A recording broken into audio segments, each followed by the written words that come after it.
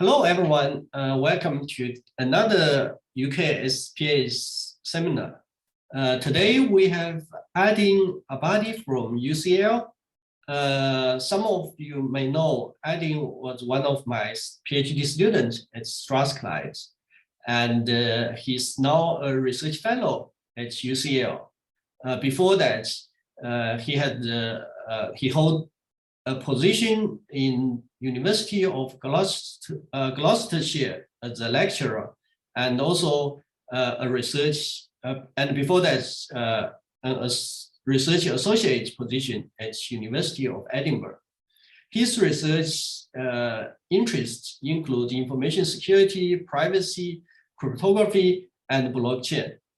Today, he will talk about private set intersection. And this paper was published earlier this year in Eurocrypt 2021. Now I pass the stage to you, Aydin. Thanks. So, hi everyone. I'm Aydin. Thanks for the introduction, Changu.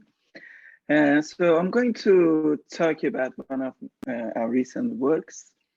And this work explains a set of attacks that can be mounted on 3 protocols designed for private set intersection. It's a joint work with Stephen Murdoch from UCL and Thomas Zacharias from the University of Edinburgh. During my presentation, if you have any questions, you can interrupt me. Please feel free to do. If not, you can ask the questions in the end of the presentation. So what's the private set intersection, or PSI? A PSI is a cryptographic protocol. Its goal is to let parties share their sensitive data in a privacy-preserving manner. It computes the intersection of sets where each set is contributed by a party. So different parties insert their private or sensitive set into the protocol, and the protocol finds the intersection of the sets in a privacy-preserving manner. Note that each party's set is sensitive, is private. So we should,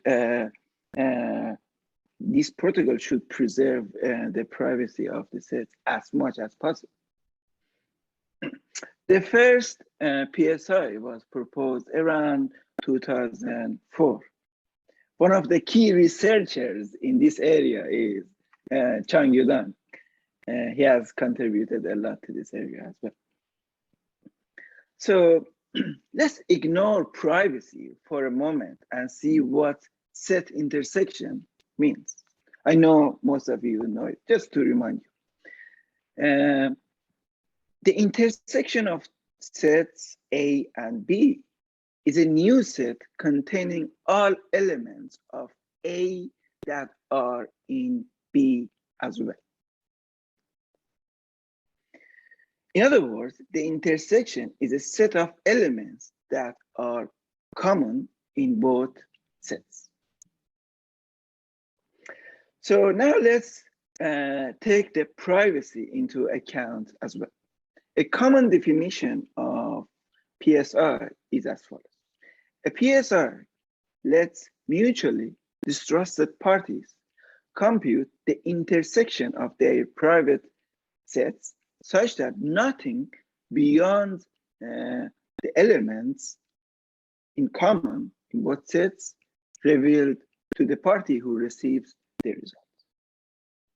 Note that by mutually distrusted parties, we simply mean that the parties don't trust each other because they think their counterparty might be bad guy and tries to learn more information about its elements than it's supposed to learn. So let's get back to our previous example.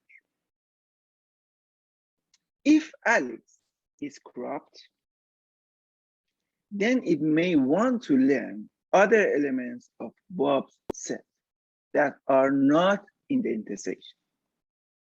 Likewise, if Bob is corrupt, they may want to learn other elements of Alice that is not in the intersection. Okay. So according to the definition of PSI in the previous example, during and after the intersection computation, Alice must not be able to learn 4, 5, 9, and Bob must not be able to learn value 2. Privacy is the most basic security requirement of a PSI. In general, in cryptography, there are 2 types of adversaries. There are more, but I'm here just simplifying. Passive or semi-honest, which is the weakest one. Active or malicious, which is the strongest. A PSI that should be secure against passive adversary needs to satisfy only the privacy. However, if a PSI is designed to be secure against active adversaries, then it must ensure that the privacy as well as the results correctness holds. So if the adversary deviates from the protocol's instruction and generates incorrect results, then it will be detected in the malicious setting. A PSI is usually an interactive protocol. Parties interact with each other over possibly multiple rounds. A PSI design can be highly complicated when efficiency comes into play.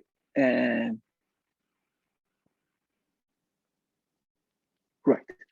So you may ask, why isn't it very easy to compute the intersection of 2 private sets in a secure way? It's not easy for 2 main reasons. First, we usually do not rely and use a single trusted third party. We can even say any trusted third party to which the parties can send their sets in plain text. If there was such a party, then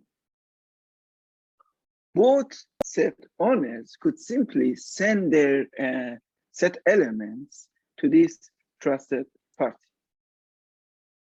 Then this trusted party could simply find the intersection of these 2 sets and send the result to both parties. But we don't want to rely on this central party. Therefore, we cannot use this naive approach. The second reason is that the set owners do not know what other set owners may have in its set. They may have some background knowledge, but that is the only thing. They can't say for 100% or with probability equal to 1 that it has a certain element in its set. Otherwise, if it had such a confidence, then it didn't need to run the PSI in the first place. PSIs have various applications, like online gaming, COVID-19 contact tracing, or even to combat child sexual abuse material, the solution recently proposed by Apple. Right. At Eurocrypt 2019, 2 researchers, Ghosh and Nilges, proposed 3 PSI protocols: 2-party PSI, multi-party PSI, and threshold multi-party PSI. These multi-party PSIs are one of those who are very efficient, and they don't use any expensive primitives. These PSIs have been designed to remain secure against malicious or active adversaries. As I mentioned, these PSIs are very efficient.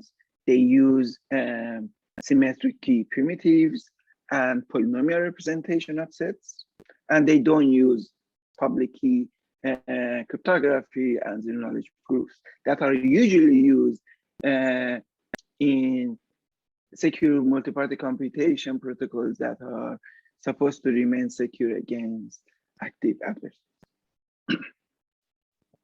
These three protocols have been proven secure in a strong security model, as you know, called universal composability, or UC. Because of these interesting features, the paper has been accepted at Eurocrypt conference, which is a top conference. However, we identified serious issues in these three PSI protocols. We showed that these PSI protocols are susceptible to three main attacks. These attacks are as follows. So here I'm just listing them, and then later on I'm going to explain each attack briefly. Attack 1, the adversary can learn correct results, but it can make its victim, i.e. its counterparty, believe that the result is empty. Attack 2, the adversary can learn an element about its victim's set beyond the intersection. And attack 3, it can delete multiple elements from its victim's inputs or victim input set. So this attack itself allows the adversary or successful adversary to learn whether its victim has got these multiple elements in its set or not. Now I'm going to briefly describe each attack. As a side note, for the sake of simplicity, I will explain the attack on the two-party PSI. Okay, but these attacks can be applied to the other two protocols as well. In attack 1, an adversary can learn the actual intersection of sets. However, it can make its counterparty or the victim believe that there's no element in the intersection. And it can easily escape from being detected. Therefore, in this attack, adversary can affect the PSI's correctness.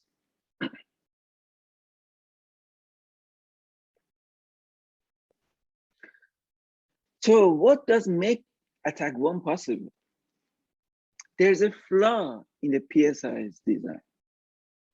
The flaw is that the protocol allows each party to include the product, the multiplication of two polynomials in the final result, where these two polynomials are contributed by one single party, and it's not randomized or re-randomized by its counterpart. So I'm going to give you a quick background on the use of polynomials in PSI protocols. The idea of representing a set by a polynomial was proposed by Friedman et al. In 2004. In this presentation, a polynomial is constructed in such a way that its roots are the elements of the set. So if we present a polynomial in this way, then we can extract the root of the polynomial and find the element of the sets. Later on, it has been shown by Kistner and Dong-Sung that if we have two polynomials, PA and PP, PB, each representing a set. Then if we multiply each of these polynomials by a random polynomial, and then we sum the results, the resulting polynomial, which is phi here, reveals nothing beyond the intersection of the two sets, or nothing beyond the intersection of the roots of PA and PB. Let's get back to attack 1. Let's have a look at a part of the two-party PSI protocol, the original one. So what you see in the screen is a part of the original two-party PSI protocol. As you can see, party B in a step E computes the final result. So here is denoted by P cap. Okay. In this step, same step, when it computes the result, it is required to include the product of two polynomials, PB multiplied by R prime B. As you can see, those two polynomials are provided by the same party, i.e. party B. So this party provides this product in the result, and then send the result to its counterparty, i.e. party A. So here in this attack, I'm assuming that party B is malicious. However, this is problematic because this product remains in the result, in the final result. Okay. Malicious party B, instead of providing this product, honestly, it can deviate from the protocol. It can replace this product by a totally random polynomial. So as you can see in this right-hand side box, which is the modified version of the final results, now instead of this product, we have got R double prime B. So it injects this value, this polynomial, into the result. And as you can see, party B has dropped PB from this result. Okay. This ultimately destroys the correct result, meaning that party A will not be able to extract the real result, the actual intersection of the sets.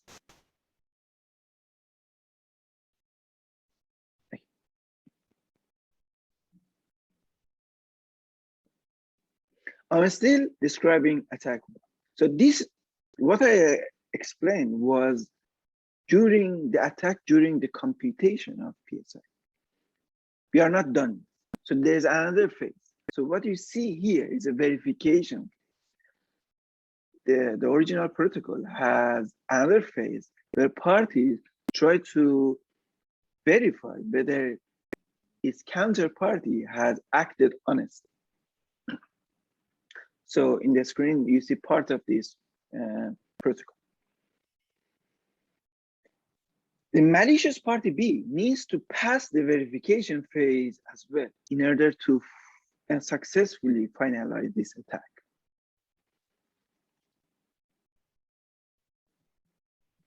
In a step B, instead of setting delta B to the evaluation of random polynomial at point Z,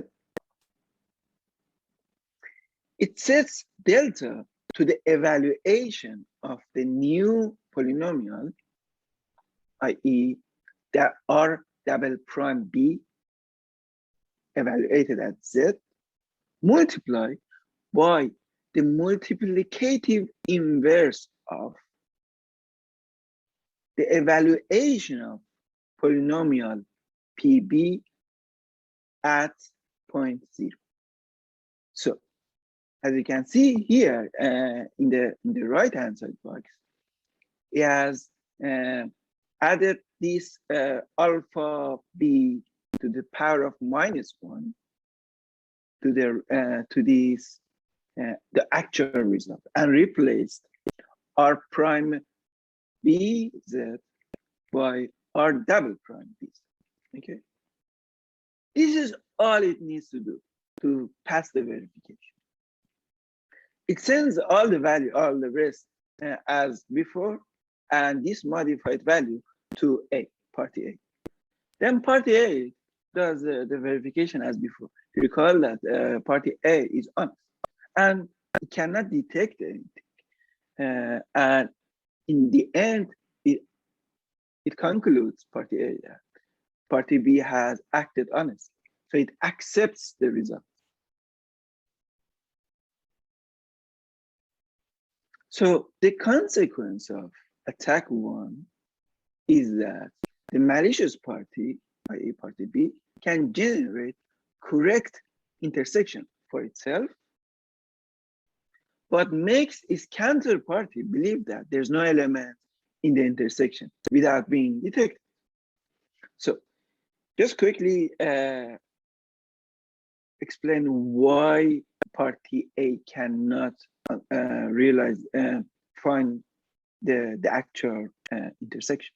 Is that because if we have a well-formed polynomial, and if we add it with another polynomial, random polynomial, then this random polynomial destroys the structure of this arbitrary polynomial we have.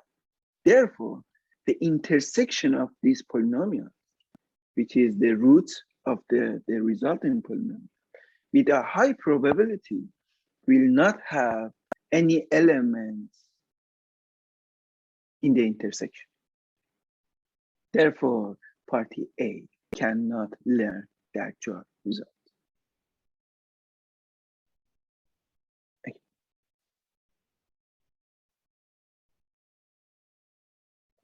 This attack can succeed with an overwhelming probability, with a high probability. This problem was undetected in the protocol's security proof because the security proof did not consider all possible cases. In particular, it did not capture the case where the evaluation of random polynomial, i.e. r prime b at z is not equal to delta b. So this case was completely left out of the proof.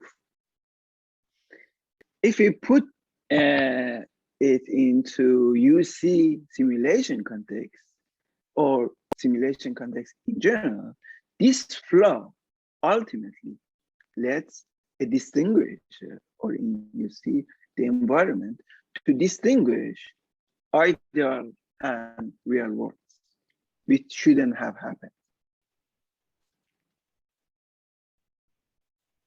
So in terms of mitigation of attack 1, this attack could be mitigated if each party randomizes its input polynomial, each party re-randomizes its counterparty's input polynomial, and the result polynomial includes the sum of only the re-randomized input polynomials. Therefore, the result should not include non-randomized polynomials.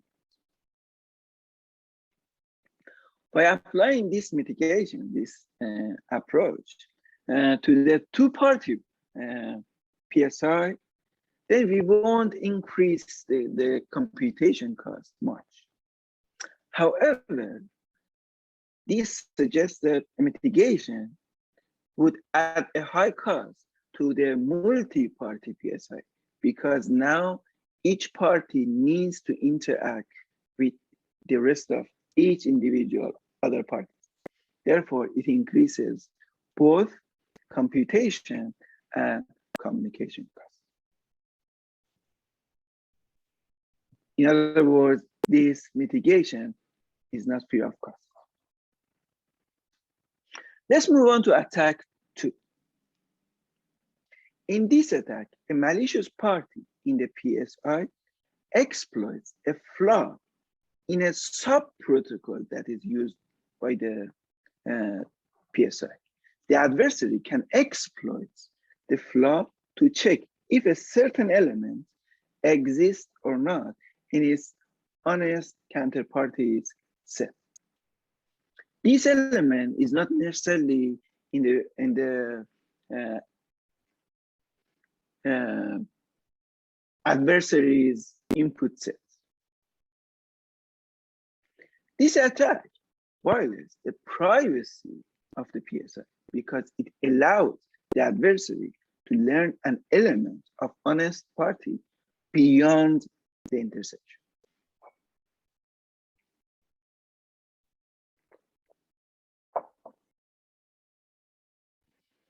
As I mentioned, the source of the issue in this attack 2, is a flaw in one of the sub-protocols used in the PSI.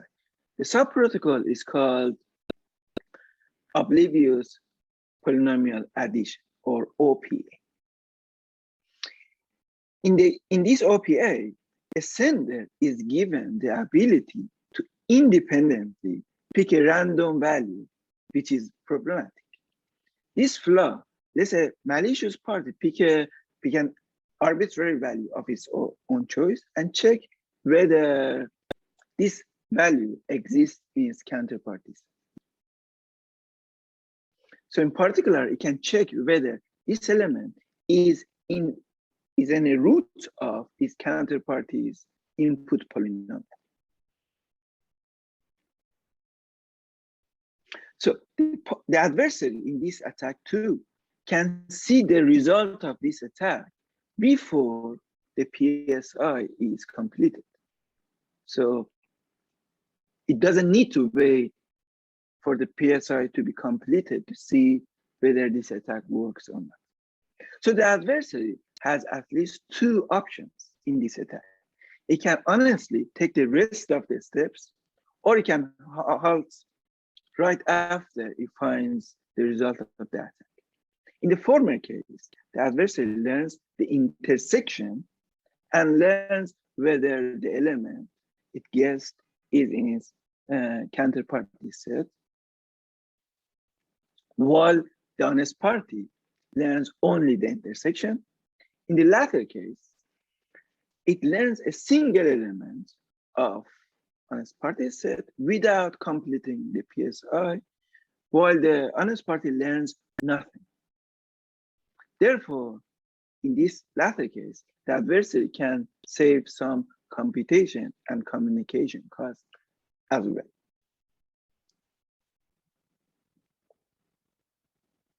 The probability that this attack succeeds depends on the honest party's set cardinality and the size of the set elements universe. So this probability is non-negligible, or the attack is feasible when the size of set elements universe is medium or small. Talking more formally, if the size is polynomial in the security parameter or constant in the security parameter. In these 2 cases, the success probability of the adversary is non-negligible. In other words, the attack is feasible. As we saw in the description of attack 1, in the protocol, there's a consistency check where the parties check whether its counterparty behaved honest. However, the protocol's security proof did not analyze the adversary's misbehavior during this consistency check. So the protocol security proof was incomplete. That's why it couldn't detect the issue leading to attack 2. The attack can be prevented, attack 2, if we let the parties in the subprotocol OPA run a coin tossing protocol to compute a random value. In this case, the adversary cannot pick its own value of choice to carry out the attack. It has to use the actual random value as a result of running the secure coin tossing protocol. And I must say that the solution imposes very minimal cost to the actual protocol. Now let's move on to attack 3. In this attack, adversary can delete certain elements of his counterparty victim during the PSI computation. This attack affects both the PSI correctness and privacy. It affects the privacy as well because the adversary who has succeeded in the attack can learn whether these elements that were deleted exist in its counterparty input set. So the main source of the issue is the use of a specific polynomial representation of sets. In particular, the protocol requires the parties to use the point value polynomial representation in the subprotocol, in the OPA. However, if they use this representation, then a malicious party can affect its victim set by relying on the theorem you can see on the screen. So if the honest party provides a vector of y coordinates, then malicious party can manipulate its input y coordinate such that when they are multiplied and after that a polynomial is interpolated, the resulting polynomial would miss certain elements of honest parties set. So the consequence of this attack is that the adversary can delete multiple elements from its counterparty's input. It can conclude that its victim has all the deleted elements in its local set if it succeeds this attack. In this attack, the adversary can delete multiple elements or constant elements of its victim set with non-negligible probability. Here again, the probability of success depends on the cardinality of honest parties sets and the size of set elements universe. And similarly, the attack success probability is non-negligible when the universe size is medium or small. Right. The main two flaws in the proof, the protocol security proof, that led to attack 3 are as follows. In the OPA's proof, the definition of a malformed input has been limited to only 2 cases. In other words, the proof considers 2 cases or 2 conditions for an input to be malformed. One, when the input or input polynomial has an incorrect degree. And the other case is when the input polynomial is 0. However, an input polynomial can be malformed without meeting either of the above conditions. Also, in the PSI's proof, it is assumed that it is very interesting, assumed that the adversary can change the original value via only addition operation. So it may add something to the original value in order to change. Therefore, the multiplication is never analyzed. They didn't consider the case where adversary could simply multiply the original value by the value of its own choice.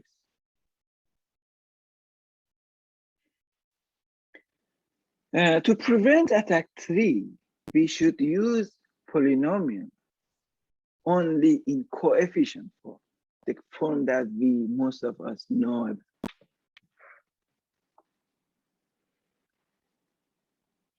If it used this way, then no matter how the adversary construct its polynomial, it cannot affect the roots of the original polynomial. However, it is costly. This approach, this suggestion is costly. It increases the computation costs to O(m)(2), or it becomes quadratic in the set cardinality. Why? Because now in the protocol, two polynomials in coefficient form needs to be multiplied by each other. And as we know, polynomial multiplication in this form is the complexity is O(m)(2). Right, at a high level, in all these three attacks I explained, an adversary exploits two features of the protocol's design. One, the polynomial representation of sets, and two, polynomial-based consistency check. These three attacks I showed shows us that we need to be very careful when we use polynomial representation in the protocols that are supposed to remain secure against active adversaries. Not necessarily PSI protocol, any protocol. So we have seen that polynomial representation have been used in other areas, such as multi-party computation, such as secret sharing, and so on. And these three attacks I explained can be successfully mounted on all the three PSI protocols, namely two-party, multi-party, and also threshold multi-party PSIs proposed in that paper. And as Chang-Yu mentioned in the beginning of the presentation, our paper appeared at ESORIX this year. And here is a list of references, and that's the end. Yeah, thank you. Very nice. And let's see, are there any questions?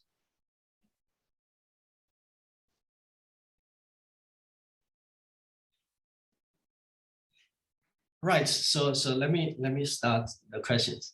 So in the third attack, does the adversary need to know the polynomial itself in order to do this attack? So the adversary can guess.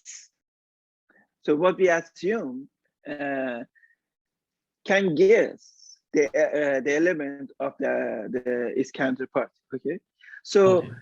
we consider the worst case scenario for the adversary. which is the adversary pick this guess element randomly from the universe.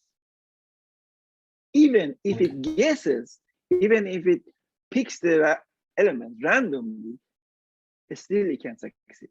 Right. Because the universe, because the universe size is not is polynomial or constant in the security band.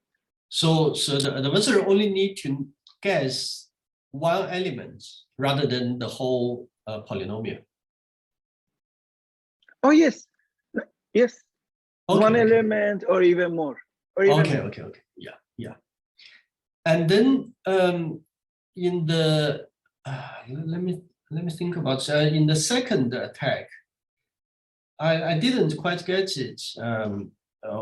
So they use a sub protocol to obliviously add two polynomials, and then the attack allow you to delete or no. So allows you to query. So what query. happens? Okay. So what happens in attack 2 in OPA? One party picks a random value and sends it to another party. That party then evaluates that random value, evaluates its polynomial representation at that random value. Mm-hmm. So if I know you have, or I guess you have got a set element, I can send that set element and the evaluation is 0. Oh, okay. Okay. Because it's looked up. Yeah. Now it's clear. Okay. Yeah, that's true. And then it sends the result. Yeah, exactly. And then it sends the result. Okay. Yeah. Even if it doesn't send the result, it halts again. It leaks information. Okay. Right.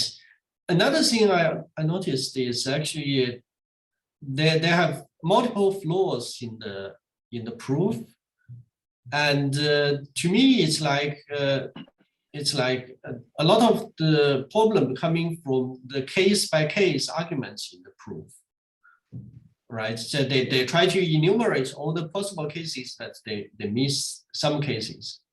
So those problems actually, no matter whether it's polynomial or not, right? This type of proof probably is problematic in the first place.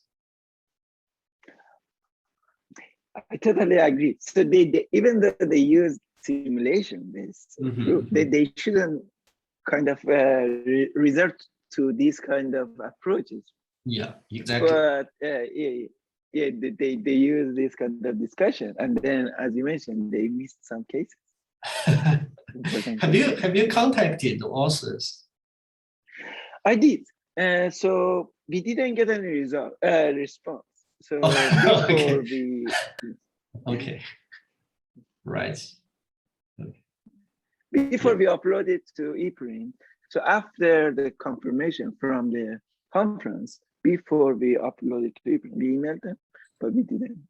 Okay. Right. That's I don't know what to say. So are there other questions from the audience?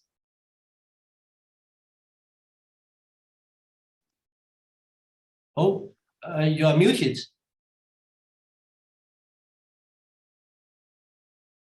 We can't hear you.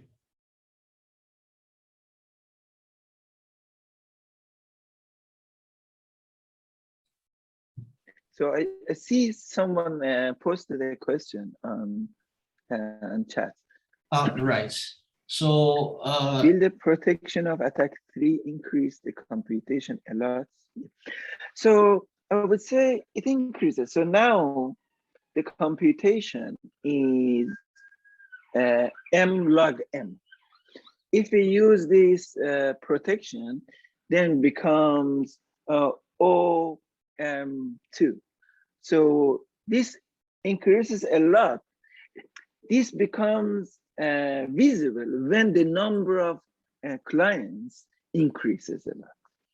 So the answer to your question is it increases and it becomes, so yes, and it becomes noticeable when the number of clients increases. I hope I answered your question. If not, please let me.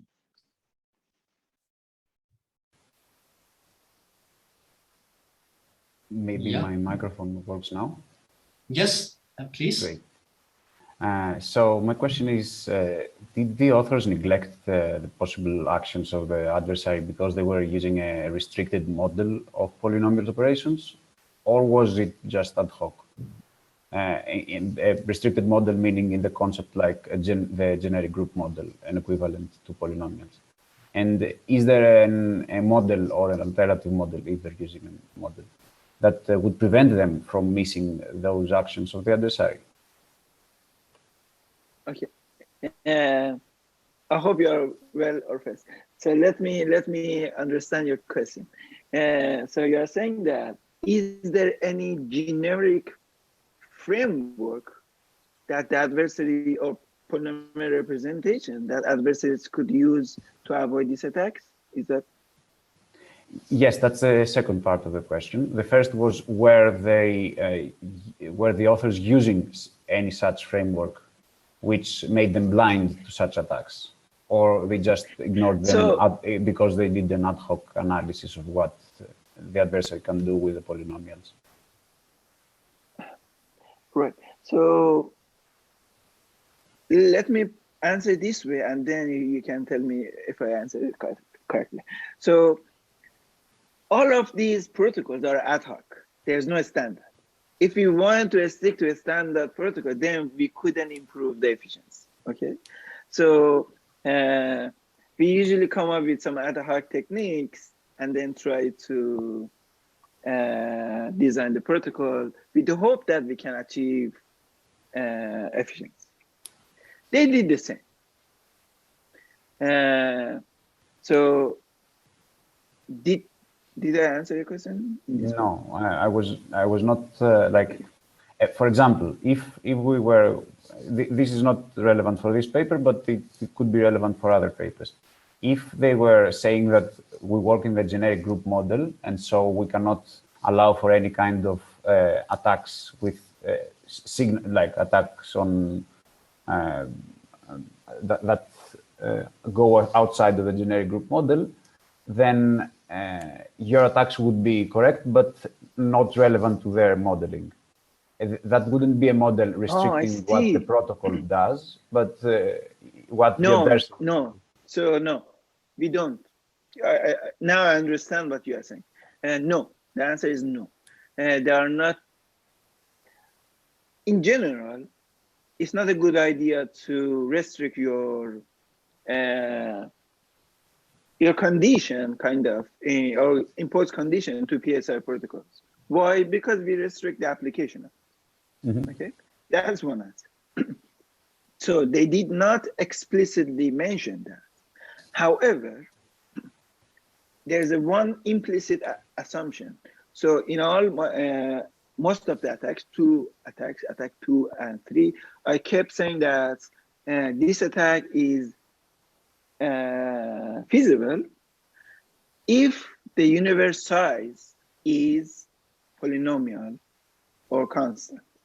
However, if the universe size is exponential to the security parameter, then the attack, the probability is negligible, or it's hard to prove that it can be non-negative. So this is the implicit assumption. But we usually, as we explain in the paper, we usually don't assume what size of universe or element universe it should be.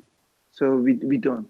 There are some papers, I will call low quality papers, assume that because, but they're out of the scope. I see. Maybe I can add something. So in their paper, what they assume or what they use to represent sets is essentially polynomials over a field. And that doesn't really give any structure like a group or field or ring or something. So it's just polynomials, and then the polynomial elements, so all the coefficients or the other things are coming from a field. And for this type of structures, really, there isn't too much constraints we can use to restrict security or to help proving security. For example, one of the attack, the third attack, or I don't remember which one, what they do is in the proof, they assume the adversary can only manipulate the polynomials in two ways. One is here the polynomial need to be of certain degree, but the adversary use the polynomial with less degrees, or the adversary use a zero polynomial.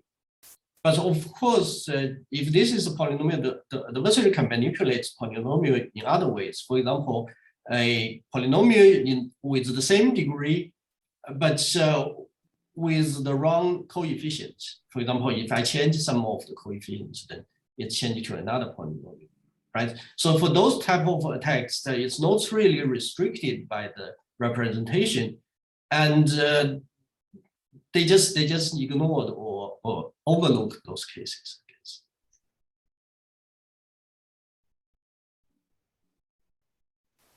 Yes, it makes sense. Thanks for the answers. Thanks. Any other questions?